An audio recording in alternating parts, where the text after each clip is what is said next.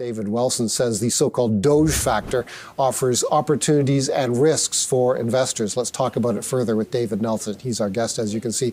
David, where do you think this is going? This high-profile effort to cut waste. How successful can Musk and Ramaswamy be?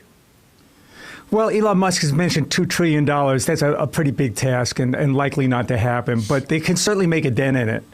I think what Elon and Vivek have rolled out, and they actually had an op-ed in the Wall Street Journal just yesterday, is pretty massive. And I would say right now, big government has a big problem. It is fat, it's wasteful, and it frankly needs to be sized down. There are currently over 400 federal agencies, and they all have two things in common, Paul. They have a budget, and they want a bigger one next year. And the problem is some of these agencies go back more than a half century.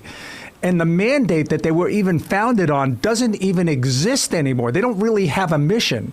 And yet they have a budget, they have employees, and that's the kind of thing that has to be wound down. The challenge for myself is we have to navigate around that, because some companies we might own might be hit on just that and are going to have to actually change their business models. Are these the right people to work on government efficiency? They are high-profile billionaires. They've succeeded in the private sector. They have zero experience in the public sector. Their grasp of public policy and government is less than certain. I think, well, certainly Elon Musk has to deal with government and government regulations every single day. He runs SpaceX in addition to Tesla.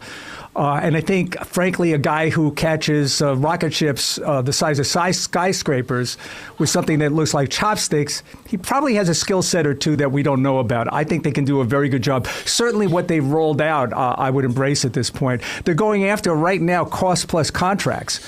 And that's really, really smart, because cost plus is what the defense industry lives on. And cost plus, you get all your costs covered for and a profit margin. The problem is there's no incentive to reduce costs. The incentive actually is to increase them.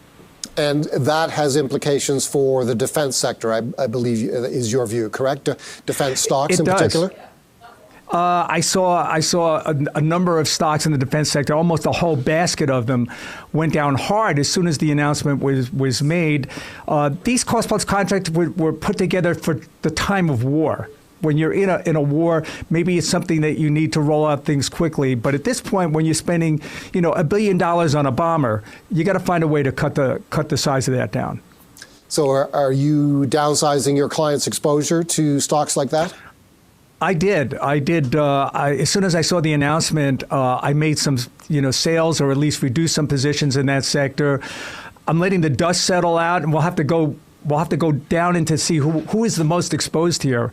Probably some things were sold or oversold that are not affected, but they threw out the baby with the bathwater. We're going to have to dig down into that and find out where the opportunities are. What's your view on the financials, which of course took off on the morning after the election results became known, on the theory that there would be significant deregulation of the financial services sector? It's probably one of the most regulated, areas of the market. So any deregulation is probably going to increase profit margins. Maybe the more notable thing for me, and a recent purchase for me, is Evercore, because it's pretty clear that M&A is going to come back. The outgoing administration was very harsh on M&A, and I don't think we want to see big companies or mega giants, go after, merge up and create even bigger monopolies. But they even cut out like JetBlue taking over Spirit. And here we are just a few months later, and Spirit is gone. It's going into bankruptcy.